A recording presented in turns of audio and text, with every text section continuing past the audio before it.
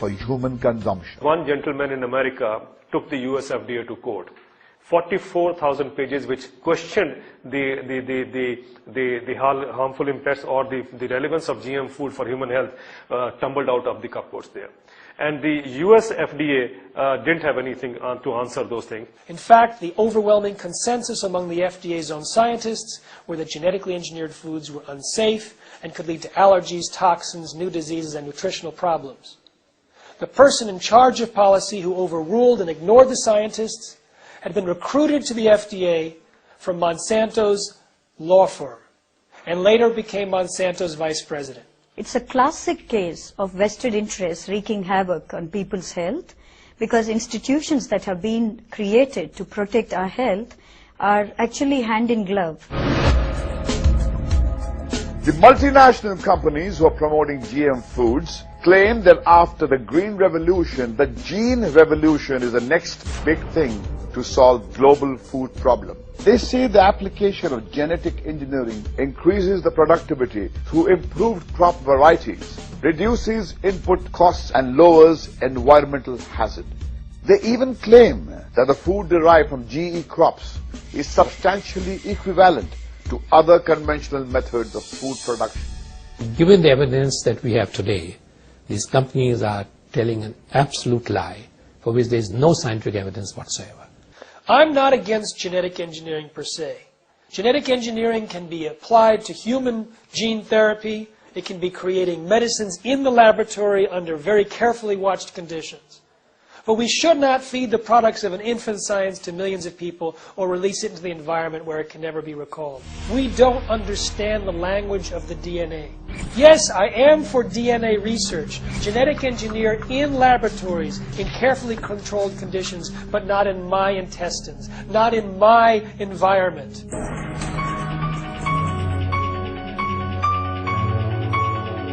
Driven by their sole aim of making profit and controlling the food production all over the world, the biotech giants like Monsanto, Syngenta unleashed a wave of silent killers in the market. People began to report symptoms which were not known before. L-tryptophan was not the only case of allergic reaction to GM foods in the US.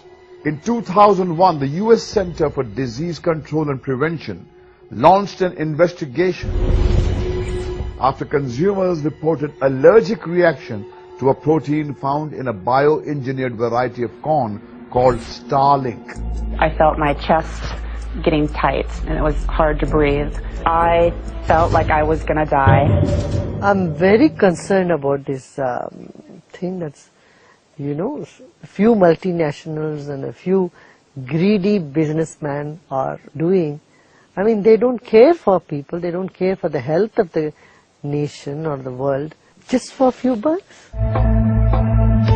European countries initially hailed the GM food as a new revolution to solve the food crisis in the world.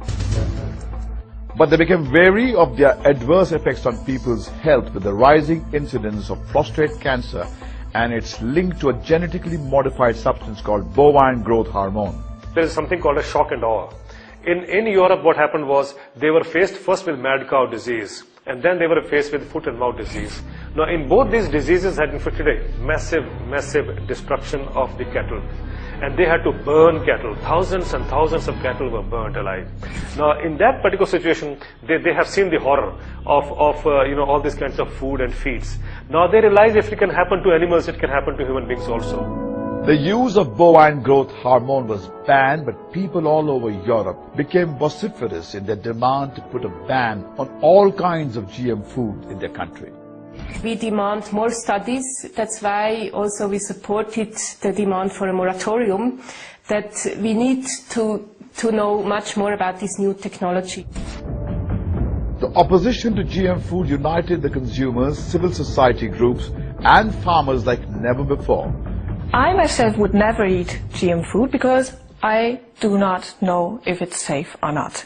We don't have the relevant information, we don't have enough information about what is happening, and so I would advise you not to eat it because we don't know if it's safe.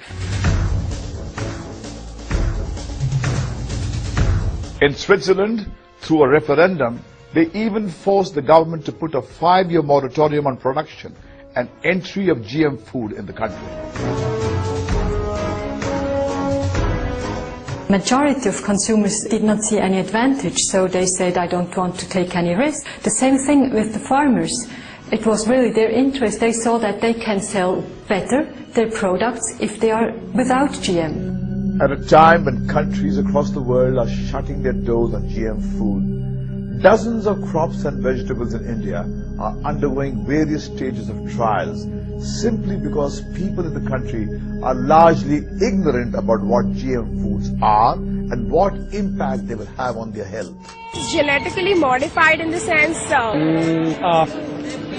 I have not really ever tried anything. I don't even know whether it is good or bad. We don't have any other option, then we got to use it. It's very bad. And we're still alive. We have some clues to make it more sweet. I really don't know exactly what, but there is something. I don't know how.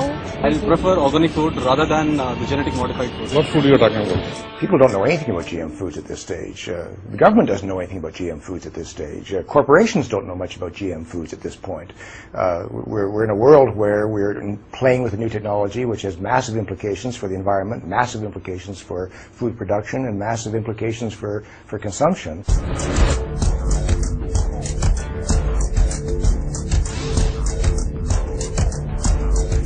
In the genetic engineering technology, we take genes from one species and put it into another species and make the genes work, that is, produce the product for which they code.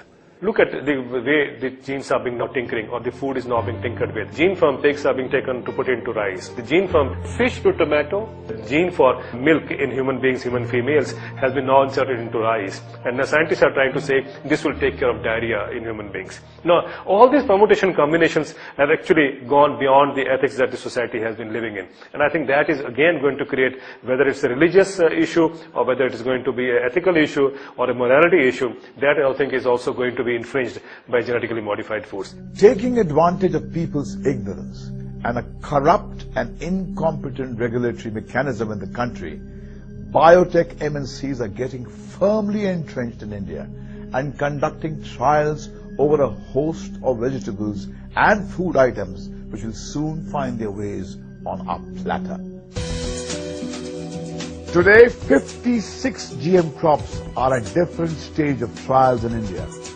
And they include brinjal, okra, potato, cabbage, cauliflower, ginger, corn, tomato, mustard, and rice that are integral part of our daily diet. Tomorrow, you and I could be sitting down to a plate of bengan or bindi or a salad or tomatoes, and you could not trust the food on your table to give you the nutrition that you've always expected of these vegetables. There could be something toxic in it.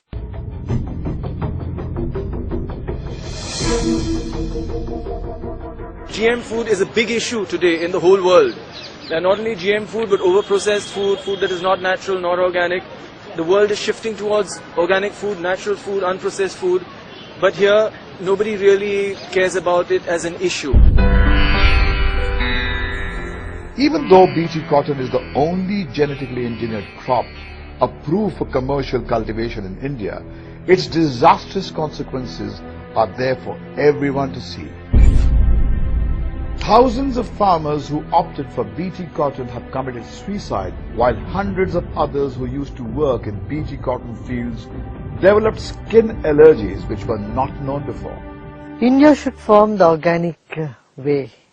They should not go to genetically modified food, because we don't know yet that what are the benefits from this. But we have heard a lot about the harmful effect it can have on our health and on our society.